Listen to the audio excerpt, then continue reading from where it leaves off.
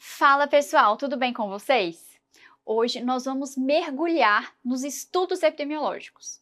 Sabe, o estudo de coorte, estudo de caso controle, ensaio clínico. Hoje nós vamos aprender todas as nuances dentro desses estudos para você garantir esses pontos na sua prova.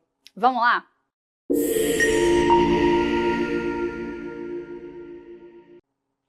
E o objetivo desta aula é que você consiga saber identificar os tipos de estudo, saber as características de cada um, bem como as suas vantagens e as suas limitações. Perceba que na prova, essas questões elas sempre aparecem como um caso clínico ou um contexto, do qual você tem que falar qual é o tipo de estudo implicado. E algumas bancas elas gostam de colocar também o seguinte, coloca o tipo de estudo para você colocar quais são as limitações. De certa forma, o que é mais importante aqui? Você conseguir ler o enunciado e saber identificar. Trata-se de um estudo individuado, longitudinal, e justamente por isso é tal estudo. Então, justamente por isso, nós iremos começar essa aula falando sobre as características de estudos epidemiológicos e, posteriormente, a gente vai conversar sobre cada um deles individualmente. Certo? Então, começando aqui com tudo, a gente vai ver quais são as características que a gente tem que observar quando a gente está diante de um estudo epidemiológico. A primeira delas é qual que é a relação entre o investigador e o investigado. Se o meu investigador faz alguma intervenção no investigado ou se não, se ele só observa. Isso caracteriza o estudo como observacional, que é aquele que o investigador vai só observar sem fazer qualquer intervenção, e o estudo que ele é de intervenção. No estudo de intervenção, a gente tem que o investigador vai fazer alguma coisa com o investigado, seja testar uma medicação, seja testar uma vacina ou fazer algum tipo de exame. Certo? Depois a gente vai avaliar o propósito do estudo.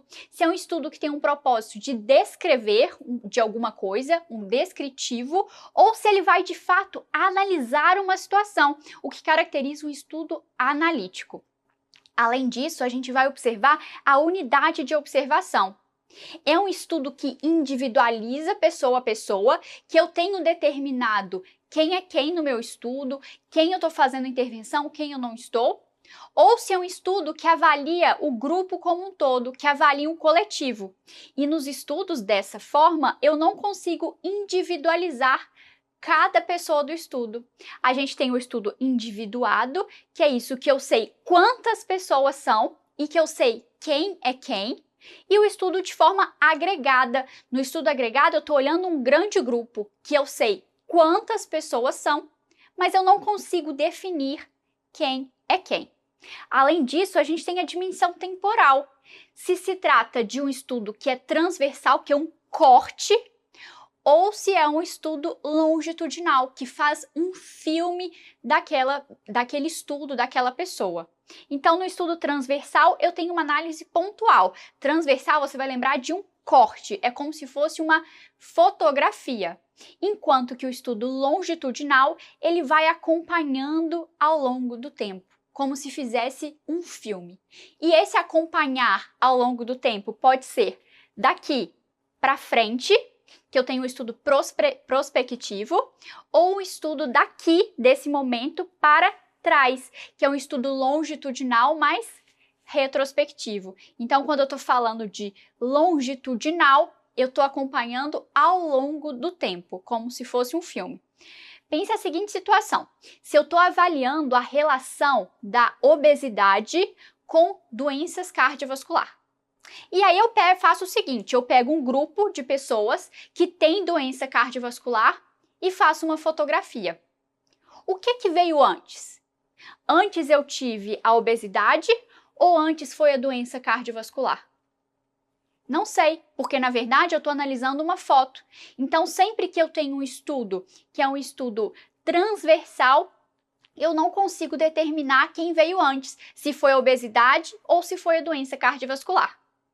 Agora, em contrapartida, se eu estou fazendo um estudo que acompanha ao longo do tempo, que eu faço um vídeo dessa pessoa como se fosse um filme, eu acompanho ela do dia zero, por exemplo, no dia do nascimento dessa pessoa, e vejo ela ao longo do tempo. E aí eu vejo o que surgiu primeiro. Surgiu primeiro a obesidade ou surgiu primeiro a doença cardiovascular? E aí, com isso, eu consigo determinar tanto incidência quanto uma relação causal. E justamente por isso, esses estudos, eles têm propostas diferentes. Certo? E vamos começar aqui falando dos estudos transversais, que são estudos simples, rápidos e baratos.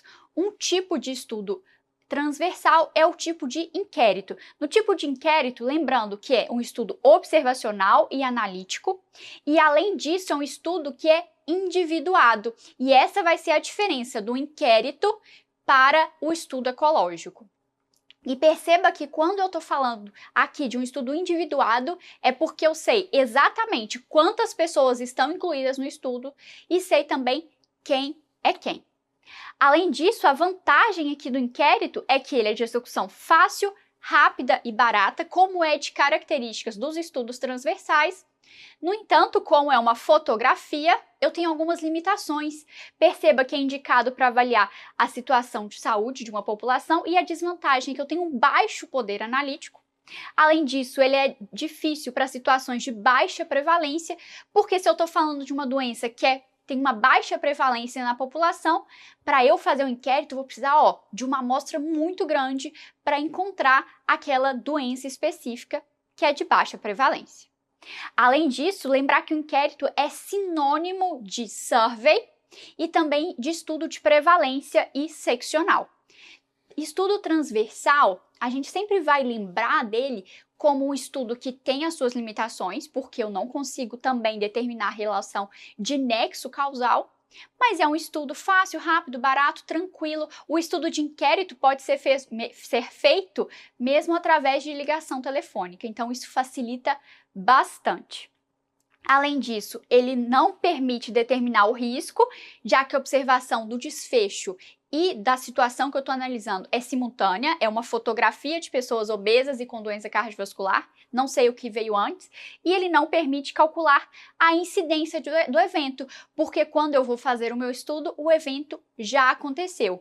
E ele pode ser chamado de estudo de prevalência justamente porque eu consigo determinar a prevalência. Eu sei quantas pessoas estão com aquele adoecimento. No entanto, eu não consigo calcular incidência, certo?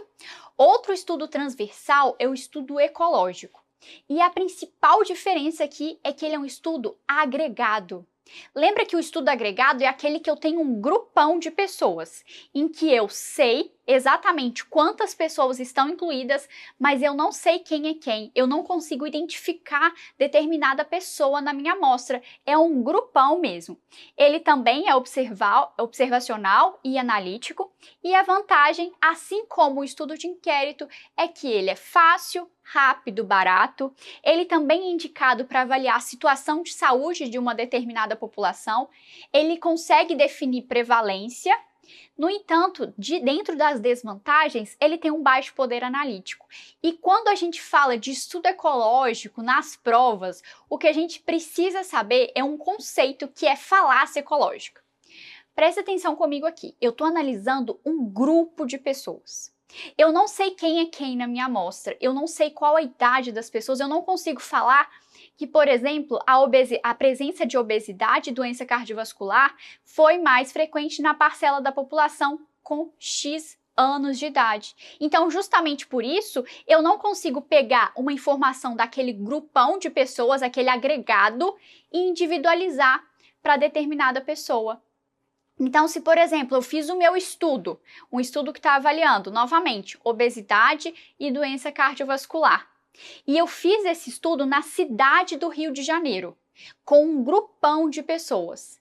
Eu não sou capaz de individualizar e falar o seguinte: já que a prevalência foi alta de obesidade e de doença cardiovascular no meu grupão, que eu fiz o estudo ecológico no Rio de Janeiro, isso quer dizer que se você mora no Rio de Janeiro, você tem risco de obesidade e doença cardiovascular. Não, porque as conclusões que eu tenho desse estudo, elas não podem ser tomadas como para um indivíduo, elas não podem ser individualizadas. Se eu faço isso, eu estou cometendo um erro, e esse erro é chamado de falácia ecológica, certo? Agora, saindo aqui dos estudos transversais, a gente vai para os estudos longitudinais. E o primeiro que a gente vai ver aqui é o estudo de caso-controle. O estudo de caso-controle, ele é observacional, analítico, individuado, e perceba que aqui a gente já saiu dos transversais e aqui a gente tem um estudo que é longitudinal. E além disso, ele é retrospectivo, porque eu saio da ocorrência da doença e eu volto lá atrás para pesquisar um fator de risco. Então, quando eu estou falando de um estudo que é de caso-controle, ele já parte do caso para buscar um fator de risco no passado. Então, com isso, ele tem como vantagens uma realização rápida e barata. Ele é extremamente reprodutivo, então isso facilita muito realizar esse tipo de estudo. Além disso, ele é ideal para investigar desfechos raros ou com um período de latência longo e análise de múltiplos fatores simultaneamente. Perceba o seguinte, se eu vou fazer de novo o meu estudo com obesidade e doença cardiovascular, só que agora eu mudei o molde, eu vou fazer esse estudo nos moldes de um estudo de caso-controle. O que eu vou fazer? Eu vou pegar ali um grupo, que é um grupo de obesos que tem doença cardiovascular, e o outro grupo de obesos que não tem doença cardiovascular. E o que eu vou fazer? Eu vou voltar no passado. Eu vou voltar no passado porque é um estudo longitudinal e retrospectivo e vou fazer um filme do passado até o presente buscando fatores de risco. Mas, no entanto, esse estudo ele é bom quando eu estou falando de uma doença rara. Porque se é uma doença rara, eu já preciso partir da ocorrência da doença. Então, por exemplo, eu vou fazer esse estudo com epidermólise bulhosa, que é uma doença rara, uma genodermatose muito rara. Então, eu separo um grupo das pessoas que têm epidermólise bulhosa, o outro grupo de pessoas que não têm epidermólise bulhosa e volto lá no passado para buscar fatores de risco. Então, se eu estou voltando no passado e estou buscando fatores de risco, a outra vantagem desse estudo é justamente que eu consigo avaliar vários fatores de risco no mesmo estudo. Como desvantagem, a gente tem que ele não é indicado quando se quer investigar fatores de risco raros, porque se eu tenho um fator de risco raro, dificilmente a parcela da minha amostra, ela vai ter sido submetida a esse fator de risco. Além disso, ele é muito suscetível a vieses. Por quê? Porque depende da memória do participante. Poxa, Fran, eu não lembro nem o que eu comi ontem, como que eu vou lembrar de um fator de risco que eu tive lá há 10 anos atrás? É muito difícil. Então, esse é um grande viés do estudo de caso-controle, porque ele depende da memória da pessoa. E isso, muitas vezes, não é fácil.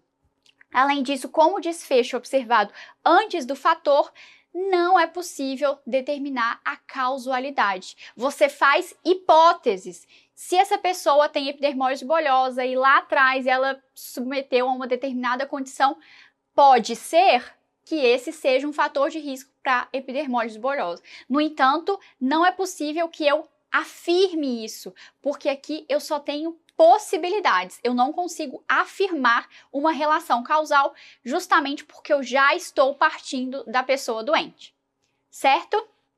Outro tipo de estudo aqui é o estudo de coorte. E o estudo de coorte eu preciso muito da atenção de vocês. Por quê? Porque é o que mais aparece nas provas disparadamente.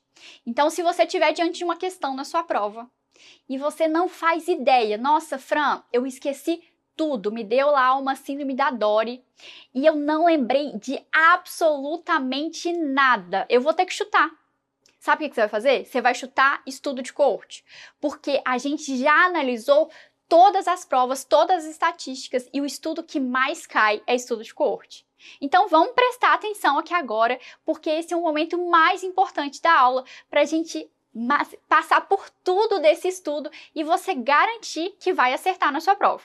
Então, o estudo de coorte, ele é um estudo que é observacional, ele não tem nenhum tipo de intervenção, ele é individuado e ele é longitudinal.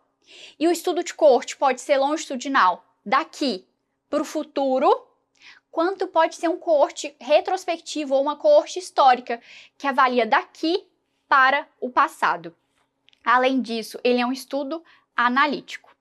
E seguindo aqui nas características, a gente pode ter a coorte prospectiva, que é daqui para frente, para o futuro, e a coorte retrospectiva, que é daqui para trás. Na coorte prospectiva, que é a coorte normal, digamos assim, os fatores eles são observados antes do desfecho. Então, com isso, permite que eu consiga definir a relação causal entre um fator de risco e um adoecimento. Então, se eu estou acompanhando a pessoa desde quando eu tenho o fator de risco e vou observar se lá no futuro ela tem a doença, eu consigo fazer o quê? Um fator de risco raro. E essa é uma grande vantagem do estudo de coorte. Então, perceba o seguinte, se eu estou verificando a relação causal entre comer doce de banana, que é um fator de risco raro, digamos assim, porque eu não sei vocês, mas eu odeio doce de banana. Então, pessoas que comem doce de banana, um fator de risco raro, e vou observar lá na frente se essas pessoas vão desenvolver obesidade. Então, eu estou partindo de um fator de risco raro e observando ao longo do tempo para ver se a pessoa vai atingir o meu desfecho. Então, se a pessoa comeu doce de banana e ela desenvolveu obesidade e eu consegui determinar essa relação causal, eu estou aqui dentro de um estudo de coorte, certo? Então, as vantagens é que permite investigar a história natural de uma doença, porque eu estou acompanhando desde o fator de risco até a ocorrência da doença. E outra coisa que eu consigo determinar aqui, a incidência. Porque se eu sei exatamente, se eu estou acompanhando essa pessoa, eu sei exatamente o momento em que teve o adoecimento. E justamente por isso eu consigo determinar um caso novo, que é a minha incidência. Outra vantagem é que ele é ideal para definir os riscos e investigar fator de risco raro. E aqui é o contrário do estudo de caso-controle. O estudo de caso-controle, ele é bom para doença rara. E o estudo de coorte, ele é bom para fator de risco raro. Isso porque o caso-controle, ele parte da doença e busca o fator de risco, enquanto que o coorte, ele parte do fator de risco e busca a doença. No entanto, ele tem algumas desvantagens. Primeiro, é muito caro. Imagina você ficar acompanhando a pessoa por anos, 10, 20 anos, até ela desenvolver a doença. Então, é muito caro. Tem um custo alto, é um estudo longo, demorado.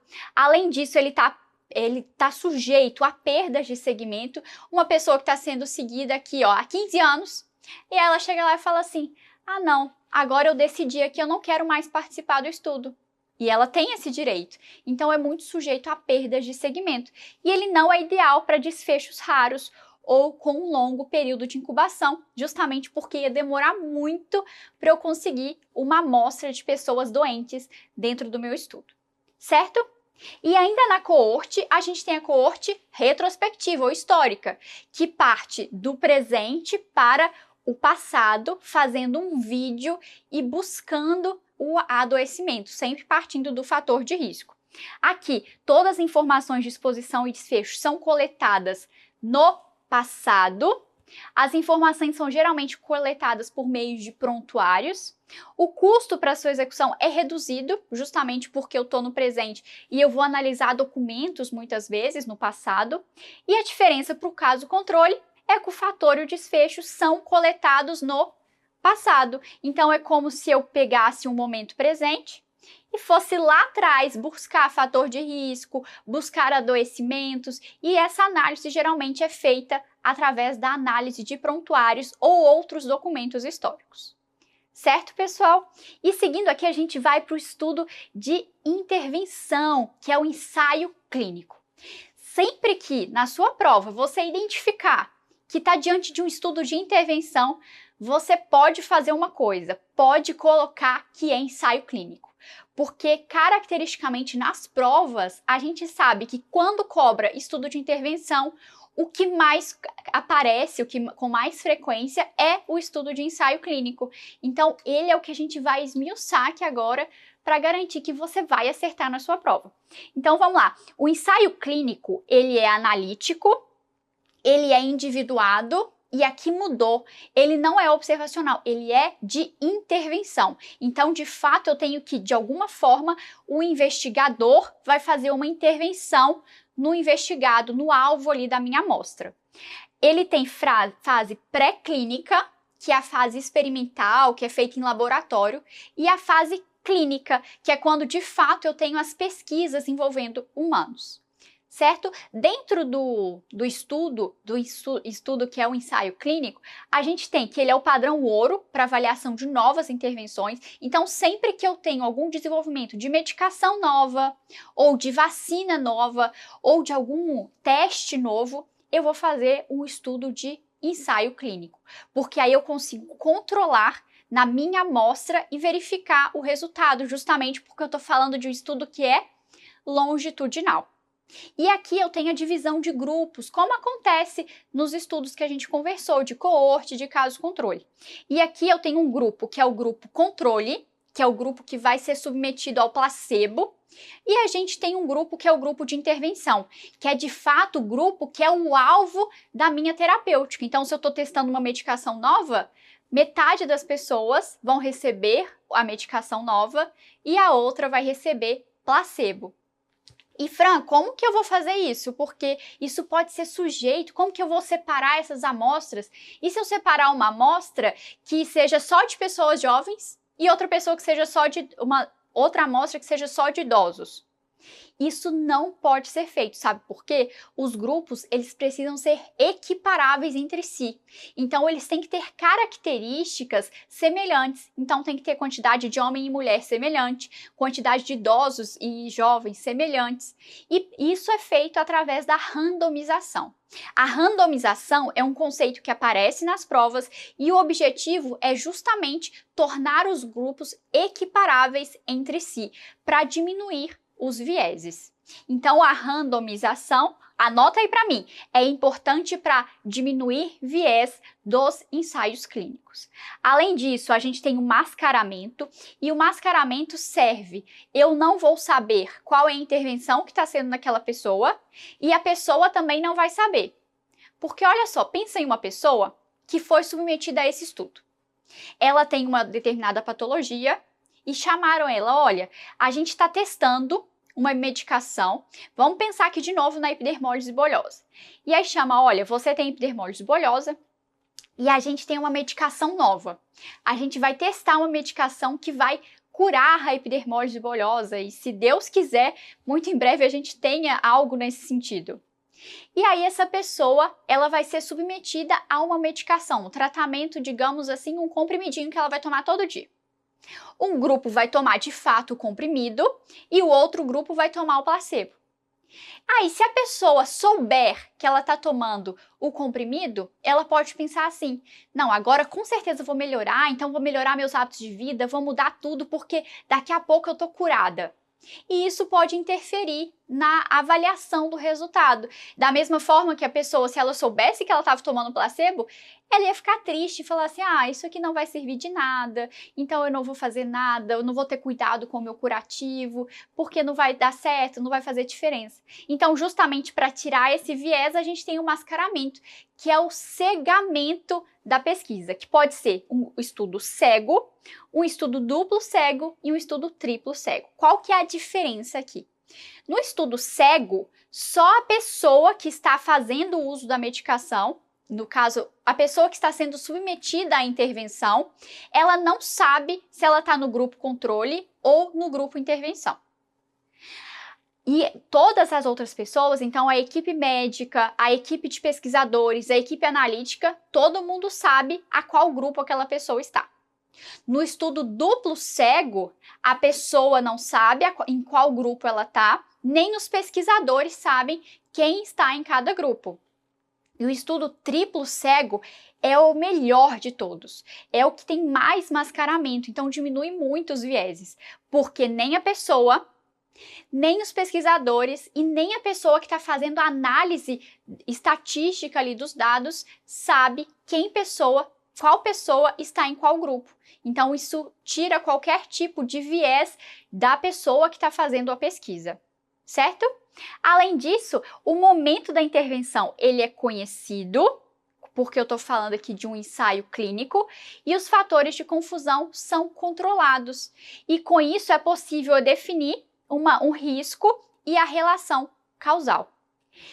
De desvantagem, a gente tem que é um estudo longo, caro e com várias questões éticas envolvidas. Então precisa dos termos de consentimento, a pessoa tem que aceitar fazer parte da pesquisa, ela pode sair também a qualquer momento, isso é um direito da pessoa.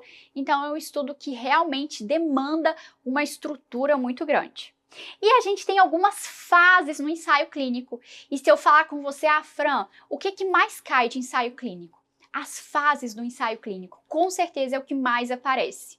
Então a gente tem uma fase pré-clínica, que é pouco cobrada nas provas. A fase pré-clínica é uma fase experimental, que acontece no laboratório. Na fase pré-clínica, o que a gente quer é testar a segurança em animais antes de testar em ser humano. Então a fase pré-clínica, ela antecede a fase clínica do estudo de ensaio clínico. A fase clínica, ela vai se dividir em 4 fases.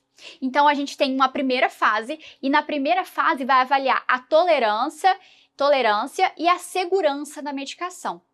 Para a primeira fase, eu vou pegar um grupo de pessoas que são saudáveis, de pessoas ígidas, para serem submetidas ao tratamento, à medicação ou à vacinação. E com isso eu vou avaliar se é seguro e se é tolerável.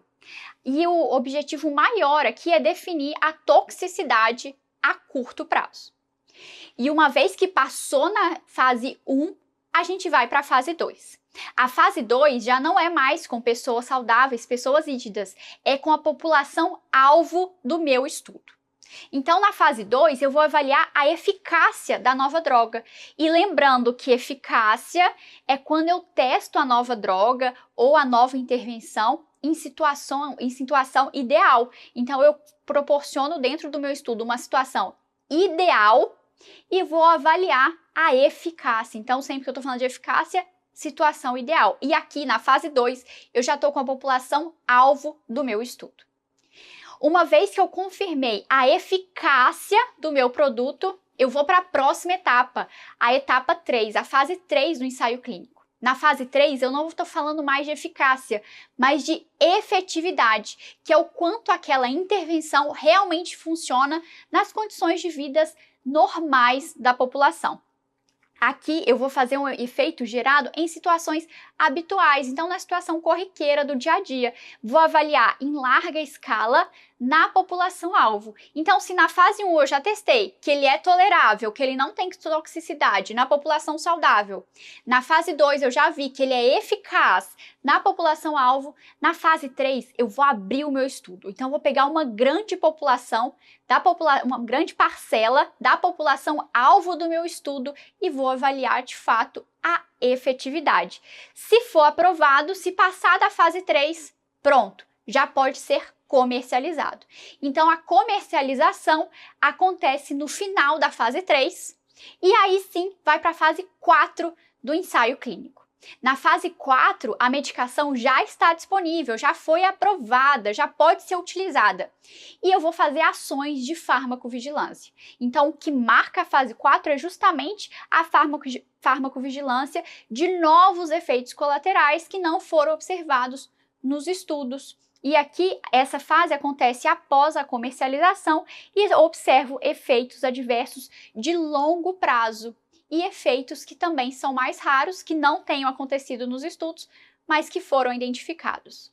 Então, lembrando que de estudos transversais eu tenho o inquérito e o ecológico, e a diferença entre eles é que o inquérito é individuado, enquanto que o ecológico é agregado. E lembra que no ecológico a gente tem a falácia ecológica, que é quando a gente pega um resultado de grupo e quer individualizar. Não pode isso. E depois a gente falou dos estudos que são prospectivos, os estudos que são longitudinais, os estudos longitudinais. E aí a gente tinha o caso controle, que era longitudinal e retrospectivo, que eu pegava uma doença e buscava lá atrás algum tipo de fator de risco. Depois a gente falou do estudo de coorte, eu falei com vocês, se precisar chutar, chuta coorte, que é um estudo observacional, um estudo individuado e longitudinal. E pode ser tanto daqui para frente, como uma coorte prospectiva, quanto daqui para trás, lá no passado, que é a coorte retrospectiva. E por fim, a gente viu ensaio clínico. Eu falei com vocês o seguinte, guarda isso para mim. Se tiver um estudo na prova e for de intervenção, coloca feliz ensaio clínico.